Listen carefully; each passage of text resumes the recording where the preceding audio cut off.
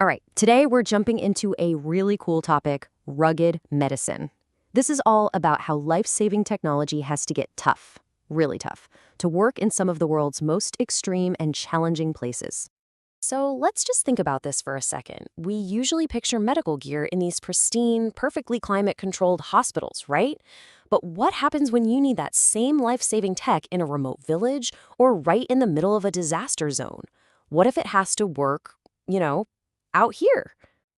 And this slide just lays it out perfectly. On one hand, you've got your modern hospital. Everything's just right. Steady power, controlled temperature, experts on hand. But then there's the reality for a huge part of the world. We're talking brutal heat, freezing cold, dust, humidity, shaky infrastructure, you name it. A machine built for the first scenario, yeah, it's just not going to survive in the second.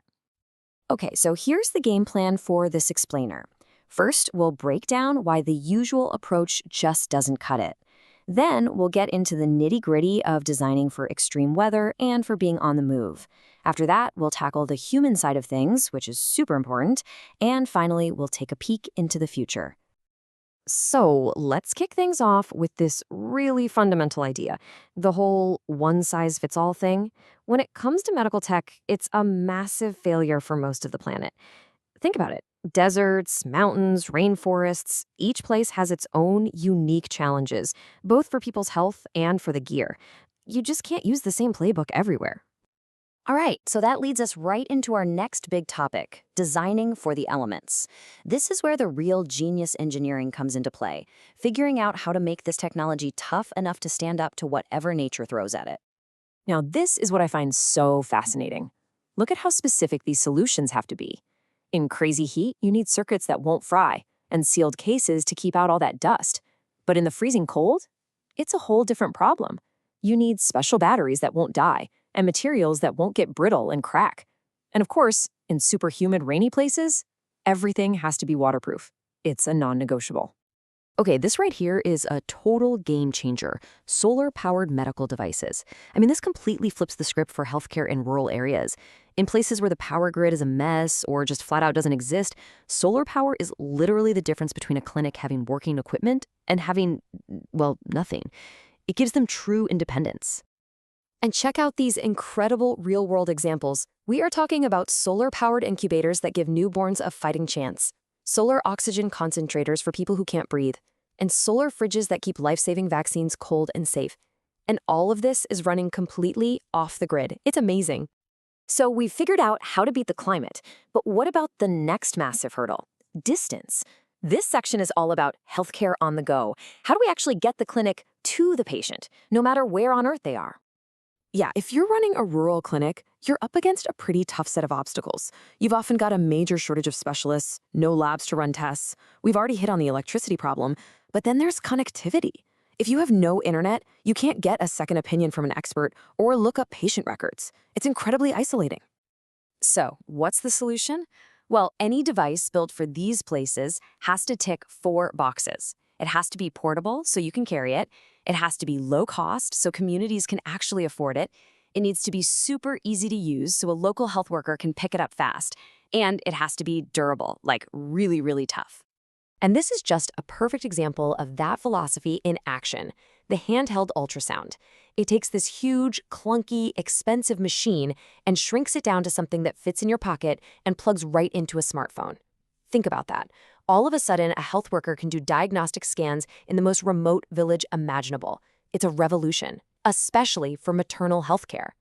But what if you need to get actual stuff somewhere, and fast? Well, here's another incredible innovation for you: medical drones. And no, this isn't some sci-fi movie concept. This is real, it's happening now, and it's saving lives by flying right over the biggest barrier of all: impossible terrain. And the whole process is just so smart and simple.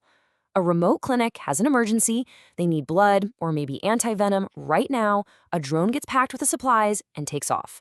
It just sails over flooded roads or mountains, whatever's in the way, and drops off the package. We're talking delivery in minutes instead of hours, and those minutes can be the difference between life and death.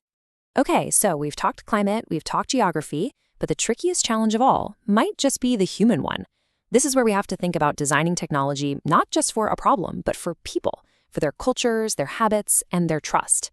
Because honestly, a perfect piece of tech that no one uses, it's a total failure. This quote just nails it, doesn't it? Technology works only when society accepts it. You could have the most brilliant medical invention, but if the people it's supposed to help don't trust it or can't use it, it's basically worthless. Acceptance is everything. So what gets in the way? Well, it can be a bunch of things. Maybe the interface is way too complicated for someone who isn't used to smartphones. Maybe it costs too much, or it doesn't speak the local language.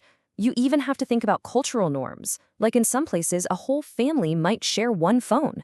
How do you handle patient privacy on a health app then? It gets complicated fast. And this is how you solve it. This is human-centered design. You make interfaces simple, maybe with icons instead of words. You use voice alerts in the local dialect. You make sure the systems don't need a ton of maintenance. And of course, you make it affordable. This is how you earn trust and make sure the tech actually makes a difference. All right, let's wrap things up by looking ahead.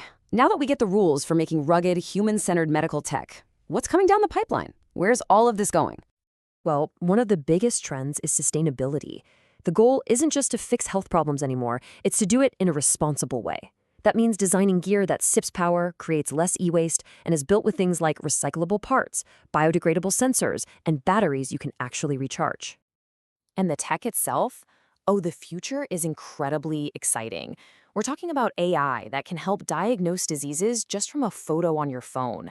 Smart sensors you can wear to monitor chronic conditions from hundreds of miles away. The idea of digital villages bringing healthcare access to everyone. Even robots helping out in clinics that are short on staff. The potential is just massive. But no matter how fancy the tech gets, whether we're talking AI or robots or something we can't even dream of yet, the core idea has to stay the same. Technology must serve people. It needs to adapt to our lives, not the other way around. And that leaves us with these final, really important questions. The next time you see a new piece of medical tech, don't just ask what it can do. Ask yourself, where can this machine go? Who can it truly serve? And how many lives can it actually touch?